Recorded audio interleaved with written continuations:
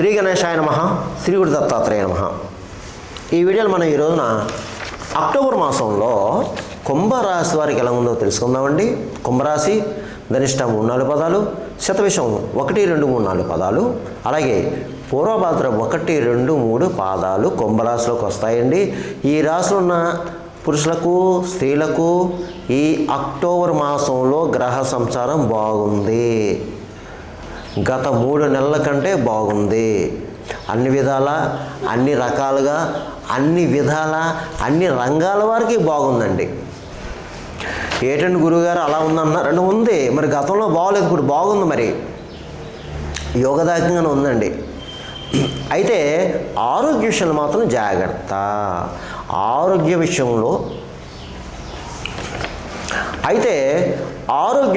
జాగ్రత్త.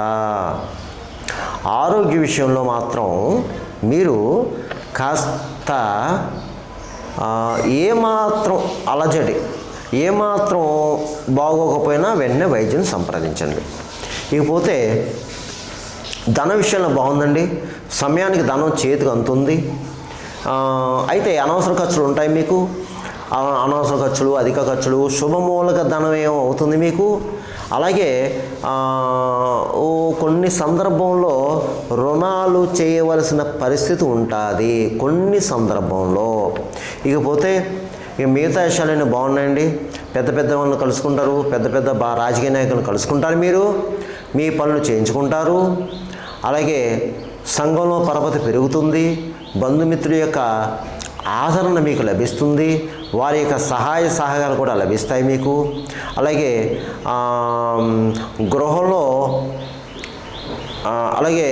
గృహ నిర్మాణం చేపడతారు.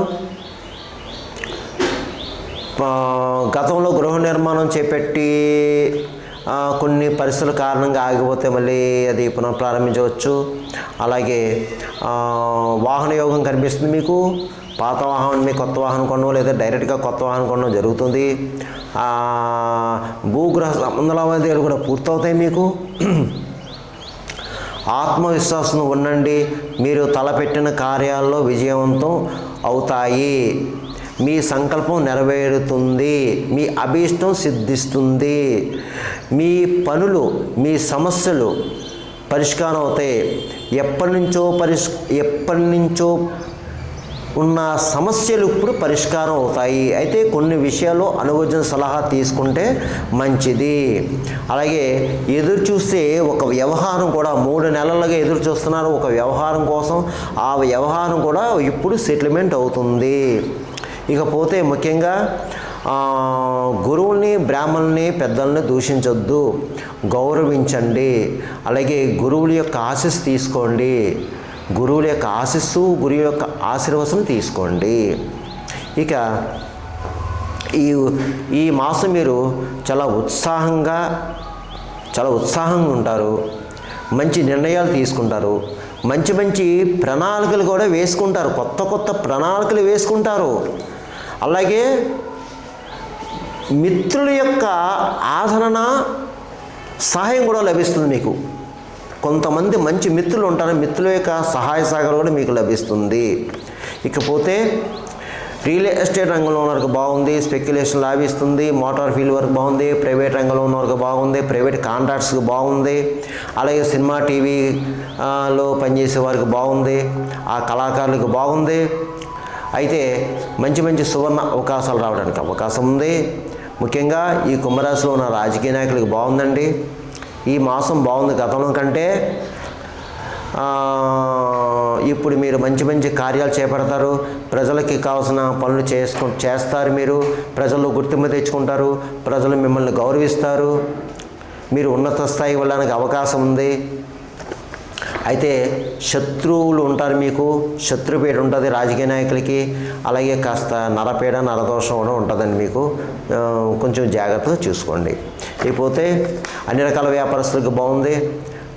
సొంతంగా వ్యాపారం పెట్టుకోవచ్చు, లేదంటే జాయింట్ వ్యాపారం పెట్టుకోవచ్చు. అలాగే జాయింట్ వ్యాపారస్తులకు బాగుంది. మంచి లాభాలు వస్తాయి. ఇకపోతే ప్రభుత్వ పరంగా, ప్రైవేట్ పరంగాను ఉద్యోగస్తులకు కూడా బాగుందని మీకు చక్కగా ఉంది. ప్రమోషన్తో కొన్ని బదిలీలు రావచ్చు. శాలరీస్ పెరుగుతాయి. పై అధికారులతో ప్రశంసలు పొందుతారు. తోటి సహ ఉద్యోగులు కూడా మిమ్మల్ని గౌరవిస్తారు. మీ యొక్క సలహా వారు తీసుకుంటారు. దాని మేరకు వాళ్ళు సక్సెస్ అవుతారు. ఇకపోతే చదువుకునే విద్యార్థులు కూడా చక్కగా చదువుతారు. ఏ విధమైన అనుమానం లేదు. చక్కగా చదవండి, మంచిగా పరీక్షలు రాయండి, మంచిగా మార్కులు తెచ్చుకోండి. ఇక వివాహం అబ్బాయిలు కూడా ప్రయత్నం చేసుకోండమ్మా. వివాహాల ప్రయత్నాలు మీకు ఫలిస్తాయి. ఇక నేను చెప్పిన ఈ కుంభరాశి వారికి అక్టోబర్లో ఈ రాశి ఫలాలు గోచర ఫలితాలు కేవలం 40% మాత్రమే మీకు వర్తిస్తుంది. మిగతా 60% కూడా మీ జన్మ జాతకం ఉంటే జన్మ జాతకం మీద ఆధారపడుతుంది. జన్మ జాతకం జన్మ లగ్నాలతో ఉన్న గ్రహాల యొక్క పరిస్థితి స్థితి, అలాగే జరిగే దశ అంతర్దశ వాటి యొక్క స్థితి దాన్ని బట్టి ఆధారపడి ఉంటుంది. ఎందుకంటే నేను చెప్పిన ఈ మాస ఫలితాలు అందరికీ వర్తించాలని, అందరికీ జరగాలని రూల్ లేదు, జరగకూడదని రూల్ లేదు. ఎందుకంటే చాలామంది కాల్ చేస్తారు, గురుగారు మీరు చెప్పిన పరిహారాలు బాగున్నాయి, రాశి ఫలాలు బాగున్నాయి, మాస ఫలితాలు బాగున్నాయి, మాకు జరిగిందని. కొంతమంది మాకు ఏది జరగలేదని, జరుగుతా లేదని ఫోన్ చేస్తున్నారు. అందుగురించి నా వీడియోలో చూసి వీక్షకులు గమనించండి. నేను ప్రతి వీడియోలో చెప్పినట్టు ఈ వీడియోలో నేను చెప్తున్నాను. దయచేసి మీకు ఏమైనా సమస్యలు ఉంటే క్రింద నెంబర్ ఉంది, ఆ నెంబర్కి కాల్ చేసి అపాయింట్మెంట్ తీసుకోండి, మాట్లాడండి. అప్పుడు మీకు తగిన సలహా సూచనలు ఇవ్వడం జరుగుతుంది. ఇకపోతే ఈ కుంభరాశి వారికి అక్టోబర్ మాసంలో నేను చెప్పిన పరిహారాలు చేసుకుంటే ఈ మాసం అంతా మీకు బాగుంటుంది. అది ఏమిటంటే మీ ఎక్కువ ఈ మాసం శివారాధన చేసుకోవాలండి. శివుడికి శివాలయంలో అభిషేకం చేయించుకోవాలి. అది ముఖ్యంగా శివాలయంలో అభిషేకం ఉదయం సోమవారం ఉదయం 7:30 నుంచి 9 గంటల మధ్యలో రాహుకాలం టైంలో చేయించుకుంటే మంచి ఫలితం ఉంటుంది. ఆ గంటన్నరలో శివాలయం వెళ్ళడం, శివాలయం అభిషేకం, శివాలయం ప్రదక్షిణం, శివాలయంలోకి వచ్చిన ఓం నమః శివాయ మంత్రం చేసుకోండి. ఇవన్నీ చేసుకోండి. ఆ గంటన్నరలో అన్నీ అయిపోతాయి. కనీసం మీరు ఆ గంటన్నరలో శివాలయంలో ఉంటే చాలండి. శివాలయంలో అడుగు పెడితే చాలు. మీరు ఆ గంటన్నరలో సోమవారం 7:30 నుంచి 9 రాహుకాలం టైంలో. ఇకపోతే ఆ శివాలయంలో అభిషేకం అయిన తర్వాత అయ్యగారు స్వయం పాకం ఇవ్వండి. అదే బియ్యం, ఉప్పు, పప్పు, కాయగూర, ఆకుకూరలు వగేరా వగేరా యథాశక్తి దక్షిణ ఇచ్చిన తర్వాత పక్కనే అమ్మవారు ఉంటారండి. అమ్మవారికి కుంకుమ చేయించుకోండి. మీరు ఒకటి గమనించండి, ఎప్పుడైనా సరే శివాలయంలో అర్చన కానీ అభిషేకం కానీ అయిన తర్వాత తప్పనిసరిగా పక్కన ఏదో ఒక అమ్మవారు ఉంటారండి. ఆ అమ్మవారికి కుంకుమ చేయించుకోవాలి. తప్పనిసరిగా కుంకుమ చేయించుకోవాలండి. ఆ తర్వాత శనివారం రోజున హనుమాన్ చాలీసా చదువుకోవడం, శనివారం రోజున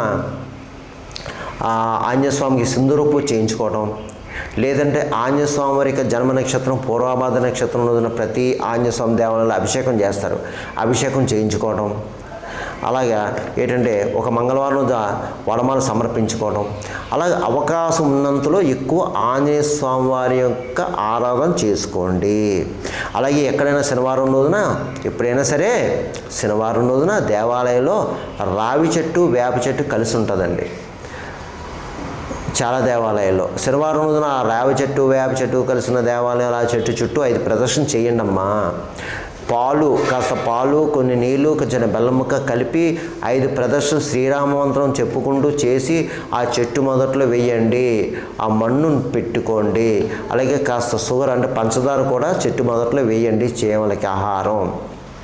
కాస్త ఒక దీపం పెట్టండి. నువ్వుల నూనెతో అక్కడ ప్రమిదలో నూనె పోసి ఒత్తి వేసి దీపం పెట్టండి. చిన్న బెల్లం ముక్క పెట్టండి. అంతే. ఇలా చేయడం వల్ల మీరు శని దోషం నుంచి నివృత్తి అవుతారు. అలాగే ఏదన్నా ఒక శనివారం మొత్తం శనికి తైలాభిషేకం చేయించుకోండి. వీలైతే శని క్షేత్రం అయినా దర్శించుకోండి. శని స్వయంభూ క్షేత్రం దర్శించుకో. ఒక శనివారం రోజున అక్కడ శని భగవానికి తైలాభిషేకం చేయించుకోండి వీలైతే. ఇకపోతే గోవుకి దానా గడ్డి, గోవుకి ఆహారం పెట్టండి.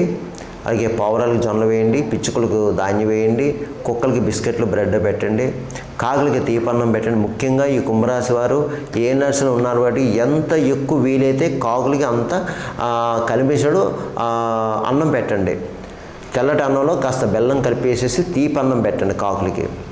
అయితే ఈ కాకులు అన్ని చోట్ల ఉండవు, కొన్ని చోట్ల ఉన్న వాళ్ళు మాత్రం చేయండి, లేని వాళ్ళు పావురాలకు జొన్నలు వేయండి. ఈ మూగజీవులకి మనం ఏ ఆహారం పెట్టినా అది ఎంత కర్మదోషాలు తగ్గడానికే. మన కర్మదోషాలు తగ్గుతాయి.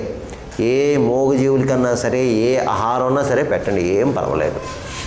ఇకపోతే భిక్షగాలు దొరికితే ముఖ్యంగా శనివారం కానీ మిగతా రోజులు కానీ మంగళవారం కానీ భిక్షగాలకి తారసపెడితే భిక్షగాలకి ఆహారం పెట్టండి అమ్మ. పెరుగన్నం పెట్టండి, లేదా బ్రెడ్ బిస్కెట్ ప్యాకెట్ అట్టుకున్న పెట్టండి. కాస్త ఎంతో కొంత ధనాన్ని 10 10 చేతిలో పెట్టండి మీ శక్తిని బట్టి. పోతే ప్రతిరోజు కూడా హనుమాన్ చాలీస చదువుకోండి, లేకపోతే చాలీస వినండి. కాలభైరష్టం చదువుకోండి, లేకపోతే వినండి. విష్ణు సహస్రనామం చదువుకోండి, లేకపోతే వినండి.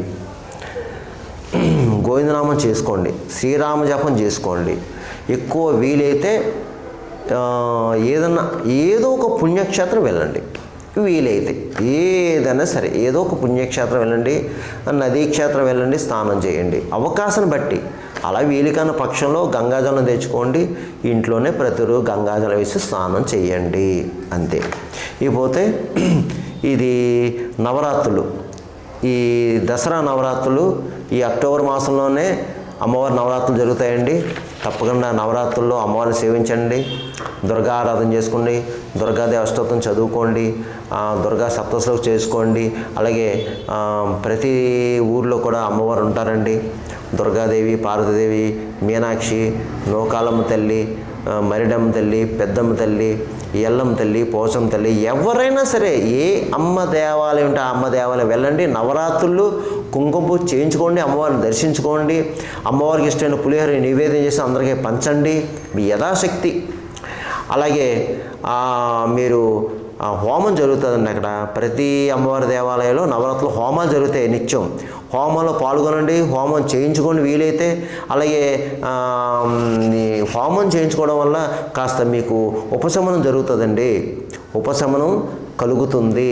అలాగే అన్నదానంలో పాల్గొండి, ప్రతి దేవాలయం కూడా అన్నదానం జరుగుతుంది. అన్నదానంలో పాల్గొండి, అన్నదానం నిమిత్తం యథాశక్తి మీరు కూడా ఎంతో కొంత సమర్పించండి. ఇక ఇలా చేసుకోవడం వల్ల, అమ్మవారిని సేవించడం వల్ల, నేను చెప్పిన పరిహారం చేసుకోవడం వల్ల ఈ కుంభరాశి వారికి అక్టోబర్ మాసంలో అంతా మేలు జరుగుతుంది, శుభం జరుగుతుంది. సర్వేజన సుఖినో భవంతు. శుభం భవతు. స్వస్తి.